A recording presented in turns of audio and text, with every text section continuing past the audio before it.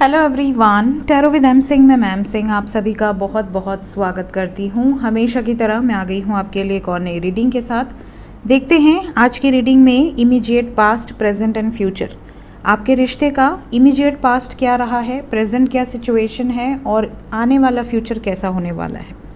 Collective reading है, general reading है। जो बातें जो सिचुएशन रेजोनेट करे उसे रखिएगा, जो बातें जो सिचुएशन रेजोनेट ना करे उसे जाने दीजिएगा। वो एनर्जी किसी और के लिए हो सकती है।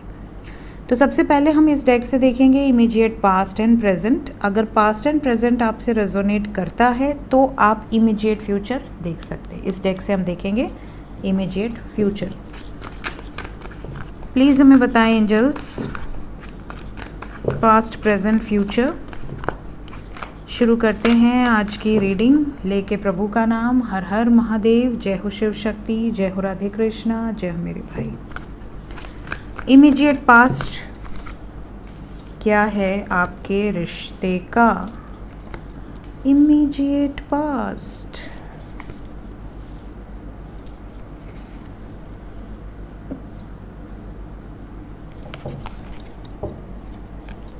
ऐसा लग रहा है कि आप में से काफ़ी लोगों का इमीडिएट पास्ट काफ़ी अच्छा रहा है।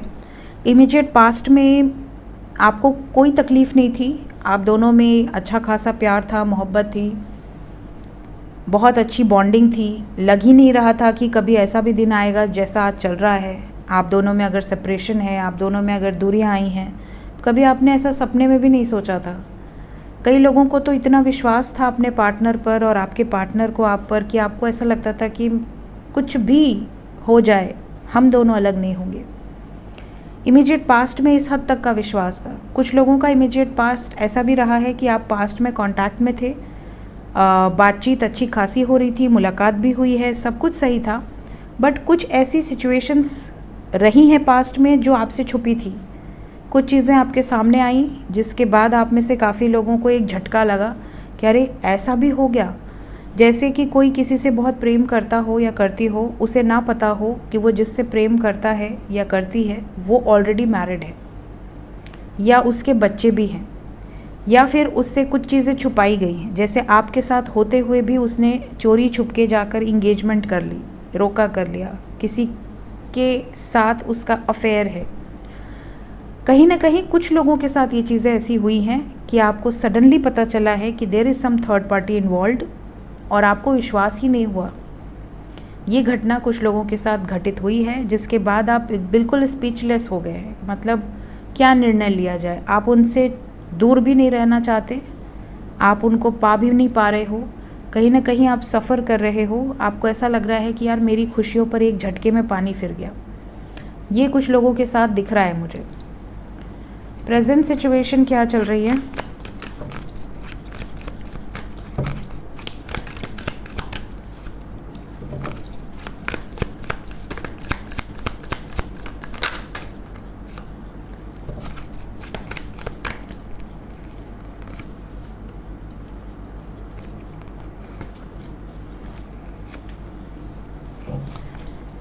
प्रेजेंट सिचुएशन में कुछ लोग तो प्रेयर्स कर रहे हैं। ऐसा लग रहा है आप दोनों में डिस्टेंस आ गया है। उस घटना के बाद से काफ़ी लोगों में दूरियां आई हैं, डिटैचमेंट की एनर्जी है। कुछ लोगों का तो करियर में बहुत लॉस हुआ है। ऐसा लग रहा है कि या तो आपके करियर में इतना भयंकर नुकसान हुआ है या आपने कोई प्रिपरेशन की थी जिसमें आप सक्सेसफुल नहीं हुए बिकॉज ऑफ दिस एनर्जी। आप अभी भी लेकिन अपने पार्टनर से दूरी नहीं बना पा रहे हैं। अभी भी आपको एक उम्मीद है कहीं ना कहीं कि मेरे पार्टनर अगर मुझसे डिस्टेंस में है, चाहे किसी भी रीज़न से, XYZ रीज़न, अगर हम दोनों का बॉन्ड इतना स्ट्रॉन्ग था और अभी मेरी तरफ से इतना ही स्ट्रॉन्ग है, सेपरेशन के बावजूद मैं उसे नहीं भूल पा रहा हूँ या नहीं भूल पा रही हूँ। आपका मन अभी भी करता है कि आप उनसे बात कर लें, उनको कोई जेस्चर दे दें। प्रेजेंट सिचुएशन में कुछ लोग ऐसे हैं जिन्होंने बात करना शुरू भी कर दिया है, या तो उनकी तरफ से पहल हुई है या आपकी तरफ से, बट कुछ लोगों के मन में अभी भी ये डर है कि पता नहीं चीज़ें हमारे फेवर में आएंगी कि नहीं, पता नहीं हम दोनों की शादी होगी या नहीं। बातचीत तो हो जा रही है कभी कभार, बट अंदर ही अंदर आप घुट रहे हैं। अंदर ही अंदर आपको ऐसा लग रहा है कि कहीं फिर से ना वो हो जाए जिसका मुझे डर है। प्रेजेंट सिचुएशन में कुछ लोग कांटेक्ट में हैं और कुछ लोग नो कांटेक्ट में हैं। जो लोग कांटेक्ट में हैं वो फियर में हैं, जो नो कांटेक्ट में हैं उनको कोई फियर नहीं है, बट वो प्रेयर्स कर रहे हैं। बट जो कांटेक्ट में है उनके अंदर एक डर है, एक भय है कि कहीं मैं अपने पार्टनर से दूर ना हो जाऊं, कहीं वो मुझे फिर से छोड़ न दे। कुछ लोगों की एनर्जी में ऐसा है जैसे कि बातचीत तो बहुत अच्छे से हो रही है, एक दूसरे का ख्याल रखा जा रहा है, सब कुछ सही है, but you are feeling insecure. कहीं ना कहीं आपको लव लाइफ में या मैरिड लाइफ में इनसिक्योरिटी है कि फिर से कहीं वो चीज़ें ना हो जाएं जिसका आपको डर है। अगर आपसे ये एनर्जी जो भी मैंने अभी बताई, अगर ये आपसे रेजोनेट कर रही है तो ही आप फ्यूचर एनर्जी को देखिएगा। अगर कोई ऐसा है जिससे कि पास्ट प्रेजेंट रेजोनेट नहीं किया तो वो वीडियो को यहीं पर छोड़ सकते हैं। इमीडिएट फ्यूचर क्या है angels? Immediate future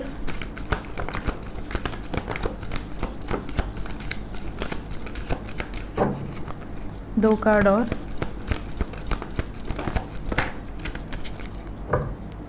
suffering in silence. Immediate future ये 9 दिन के अंदर की एनर्जी है, टाइमलेस रीडिंग है पास्ट प्रेजेंट फ्यूचर की। जब भी आपके सामने आएगी उसके बाद 9 घंटे, 18 घंटे, 27 घंटे या मैक्सिमम 9 दिन के अंदर की एनर्जी होगी।